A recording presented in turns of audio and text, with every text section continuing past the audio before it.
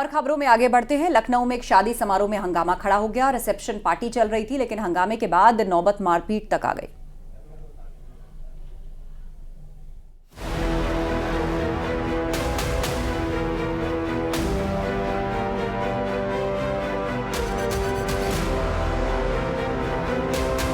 सामने आई है, जहां शादी समारोह के बाद रिसेप्शन की पार्टी चल रही थी। लेकिन ये क्या, यहाँ तो युद्ध का अखाड़ा बना हुआ है। हर तरफ हंगामा और शोरगुल मचा हुआ है। जिसके हाथ में कुर्सी आ रही है, वो कुर्सी उठाकर फेंक रहा है। दो पक्ष आपस में बुरी तरह भिड़ गए हैं। एक दूसरे पर कुर्सी से ही वार करने लगे। महिलाएं और बच्चे लगातार झगड़ा रोकने की कोशिश करते नजर आ रहे, लेकिन लोग मानने को तैयार ही नहीं। वीडियो में दो लोग तो लगातार एक दूसरे पर कुर्सी से हमला कर रहे हैं। हर तरफ प्लेट बिखरी पड़ी हुई है। शादी के रिसेप्शन में दावत का अच्छा इंतजाम किया गया था, जिसमें दोनों पक्षों के लोग शामिल हुए। शादी के खास मौके पर खुशनुमा माहौल था, लेकिन पार्टी में तो महाभारत शुरू हो गई। दरअसल बताया जा रहा है कि खाने की प्लेट को लेकर ये सारा हंगामा हुआ। पहले दो लोगों के बीच कहासुनी हुई और बात इतनी बढ़ गई कि हाथापाई की नौबत आ गई। कहा जा रहा है कि शादी समारोह में काफी भीड़ थी। इस दौरान प्लेट उठाने पर दो लोगों में बहस शुरू हो गई। दो लोगों की लड़ाई में और दूसरे भी कूद गए और सभी कुर्सियां फेंकने लगे।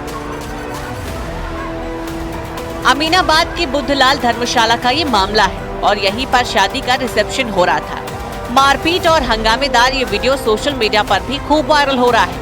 वीडियो पुलिस के पास भी पहुंच गया, जिसके बाद दोनों पक्षों पर कार्रवाई की गई है। Bureau report, news 18।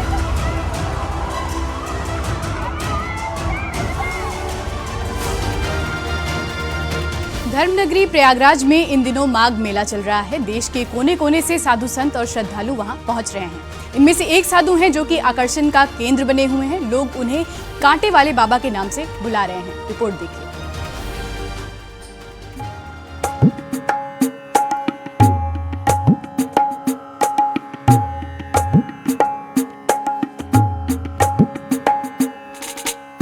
संगम की रेती पर इन दिनों माघ मेले की रौनक दिखाई दे रही है। माघ मेले में देश के कोने कोने से साधु संत पहुंच गए हैं, जो कठिन जप तप कर रहे हैं। माघ मेले में आए साधु संतों में कई ऐसे हैं जो अपनी खास वेशभूषा और साधना के चलते चर्चा में बने हुए हैं। उन्हीं में से एक हैं कांटे की सेज पर लेटे ये हठ योगी, जो माघ मेले में कौतूहल का विषय बने हुए हैं। लोग उनके पास आकर उनका आशीर्वाद लेते हैं, उन्हें कांटे वाले बाबा के नाम से पुकारते हैं। मेले में आने वाले श्रद्धालु अक्षय वट मार्ग पर कांटों पर लेटे बाबा रमेश निषाद के बारे में जानने के लिए उनके पास आते हैं। बड़ी संख्या में श्रद्धालु बाबा के पास खिचड़ी दान करते हैं, तो वहीं कुछ श्रद्धालु चढ़ावा भी चढ़ा रहे हैं। कांटा चुभने मात्र से पीड़ा की अनुभूति होने लगती है, लेकिन बाबा तो कांटों की सेज पर लेटे हुए हैं और यही बात उन्हें सबसे अलग बनाती है। लोगों का मानना है कि इस तरह की कठिन साधना करने वाले बाबा माघ मेले में कम ही देखने को मिलते हैं। ऐसे ही एक कांटे वाले बाबा हैं। दरअसल इनका नाम तो रमेश निषाद है और पिछले 35 वर्षों से इसी तरह की साधना कर रहे हैं और ये इस समय संगम से वापसी मार्ग अक्षयवट मार्ग पर साधना कर रहे हैं। कांटे पर लेटे हुए हैं। जो श्रद्धालु यहाँ पर संगम से लौट रहे हैं स्नान कर, वो यहाँ पर उनका आशीर्वाद ले रहे हैं। यहाँ पर कुछ न कुछ यहाँ पर चढ़ावा चढ़ा रहे हैं। बाबा की ये साधना कई दशकों से चल रही है। अयोध्या में भव्य राम मंदिर बनने की जिस तरह हर राम भक्त की लालसा थी, उसी तरह बाबा रमेश निषाद ने भी कठिन प्रण लिया हुआ है। अयोध्या में रामलला लौट आए हैं, जिसे साधु संतों में भी परम संतोष की भावना है। बाबा रमेश निषाद के मन में विश्वास है कि अयोध्या की तरह काशी और मथुरा में भी सनातन की जीत होगी। संकल्प यही है कि मेरे गुरु को ध्यान दिया, बेटा तू आसन लगाओगे तो कोई कमी नहीं होगा। भगवान का गंगा माई का सेवन करोगे तो कोई तकलीफ नहीं होगा। गुरु ने ज्ञान दिया हमको। जब तक अयोध्या काशी मंदिर नहीं बनेगा तब तक हम जो है आसन का ग्रहण के रहेंगे। मथुरा भी, हाँ, मथुरा है, काशी है। मेले में पहुंचे श्रद्धालुगण भी बाबा की तपस्या को देखकर अचरज में पड़ जाते हैं। बाबा को देखते ही उनके कदम ठिठक जाते हैं। उनकी साधना बहुत ही प्रशंसनीय है और बहुत त्यागी तपस्वी हैं। और हमारे सनातन धर्म के लिए ऐसे ऐसे त्यागी पुरुष हुए हैं कि जो स्वर्णिम काल तक चलता रहेगा और हमारा युग राममय है और भगवत कृपा इन पर है। ऐसे ही हम लोगों का ये कर्तव्य है कि हम लोग सभी त्यागी बने, तपस्वी बने और अपने सनातन को मजबूत बनाएं। ऐसी तपस्या करना तो बहुत ही मुश्किल है। मतलब इनको देख के लग रहा है कि कोई संत ही हो सकता है जो इस तरह की परीक्षा दे सकता है। हम जैसे नॉर्मल लोगों की तो बस की बात नहीं है ये। लोग इनको देखने भी आ रहे हैं। देखने आ रहे हैं, हमारा कर्तव्य बनता है इनके लिए जो हो सके करें, क्योंकि ये जो हमारे लिए कर रहे हैं वो कोई भी पूरा नहीं कर सकता है। बाबा रमेश निषाद का कहना है कि उन पर ईश्वर की विशेष कृपा है और इसी वजह से उन्हें कांटों से कोई नुकसान भी नहीं होता। वो तो बस ईश्वर की भक्ति में लीन हैं। प्रयागराज से न्यूज़ 18 के लिए सर्वेश दुबे की रिपोर्ट। यूपी विधानसभा में आम सहमति से लिफ्ट और एस्केलेटर विधेयक पास हो गया। इसके तहत सख्त नियम बनाए गए हैं जो लोगों की सुरक्षा के लिए बेहद ही कारगर साबित होंगे।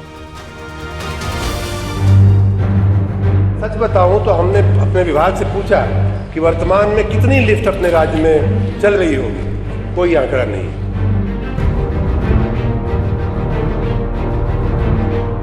आए दिन लिफ्ट हादसों के मामले सामने आते रहते हैं। हादसों को लेकर गहरी चिंता जताई जाती थी। इसी के साथ ठोस कानून की जरूरत पड़ने लगी थी। यूपी सरकार हादसों के रोकथाम के लिए काफी समय से प्रयासरत थी। योगी सरकार ने लिफ्ट में लोगों की सुरक्षा और रखरखाव के लिए कानून बनाने के निर्देश दिए थे और अब जाकर उत्तर प्रदेश की विधानसभा ने लिफ्ट एंड एस्केलेटर बिल को पास कर दिया है। इसके तहत कई सख्त नियम बनाए गए हैं। शुक्रवार को उत्तर प्रदेश के ऊर्जा मंत्री अरविंद कुमार शर्मा ने सदन में लिफ्ट विधेयक पेश किया। इस विधेयक को पूरे सदन में सर्वसम्मति से पास कर दिया गया। उत्तर प्रदेश लिफ्ट एवं एक्सकेलेटर विधेयक 2024 को एक प्रवर समिति के सुपुर्द कर दिया जाए जो अपना प्रतिवेदन 1 माह के भीतर प्रस्तुत करे। जो माननीय सदस्य के पक्ष में हो कृपया हाँ कहें, जो माननीय सदस्य के विरोध में हो कृपया नहीं कहें। नए की संख्या अधिक है अतः प्रस्ताव अस्वीकृत हुआ। प्रश्न यह है कि उत्तर प्रदेश लिफ्ट और एक्सकेलेटर विधेयक 2024 पर विचार किया जाए। जो माननीय सदस्य के पक्ष में हो कृपया हाँ कहें, जो माननीय सदस्य के विरोध में हो कृपया नहीं कहें। हाँ की संख्या अधिक है अतः प्रस्ताव स्वीकृत हुआ। इस एक्ट के मुताबिक घरेलू लिफ्ट को छोड़कर बाकी सभी जगहों पर लिफ्ट ऑपरेटर रखना अनिवार्य होगा।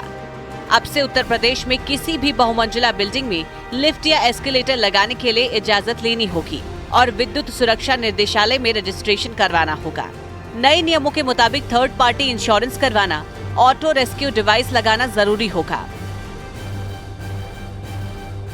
जो यहाँ बात हुई कि कितने एक्सीडेंट हुए, कितने लोग मरे, पहली बात तो ये कि कितने मरे, 100 मरे या 1 मरे, दोनों ही उतना ही महत्वपूर्ण है। दोनों ही जीवन जो है उतना ही वैल्यूएबल होता है, तो इसमें न पड़ा जाए। दूसरी बात कि चूंकि ये अधिनियम हमारे पास नहीं है, इसलिए हमें सच बताऊं तो हमने अपने विभाग से पूछा कि वर्तमान में कितनी लिफ्ट अपने राज्य में चल रही होगी।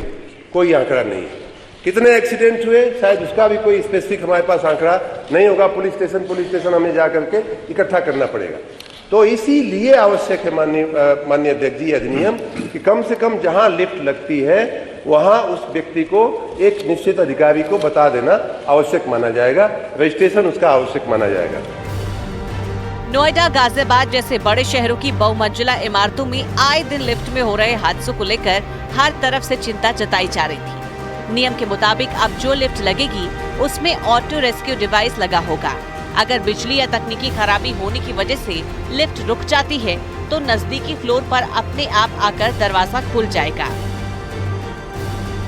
जो सेक्शन 12(7) है उसकी निचली 2 लाइनें अगर आप पढ़ेंगे तो उसमें बीमा का पूरी रूप से उल्लेख किया गया है। और तीसरी और अंतिम बात माननीय अध्यक्ष जी ये है कि इसमें बहुत सारी बातें ऐसी हैं और बहुत सारी चीजें ऐसी हैं, जैसे आपने कहा कि बहुमंजिला बिल्डिंग है, बिल्डर ने बनाया, लोगों को बेच दिया, बिल्डर अपना भाग गया, तो किसी न किसी की जिम्मेदारी तो सुनिश्चित करनी पड़ेगी।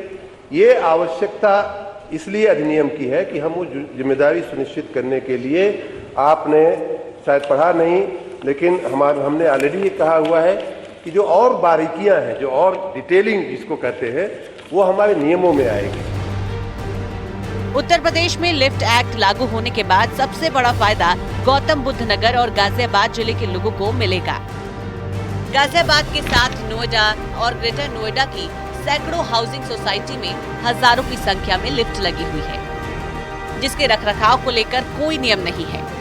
बीते 5 फरवरी को कैबिनेट की बैठक में लिफ्ट में हो रहे हादसों को रोकने के लिए कानून बनाने का फैसला हुआ था। कानून का मकसद बहुमंजिला इमारतों में लिफ्ट में हो रही दुर्घटनाओं को रोकने और जवाबदेही तय करना है। Bureau report, news 18।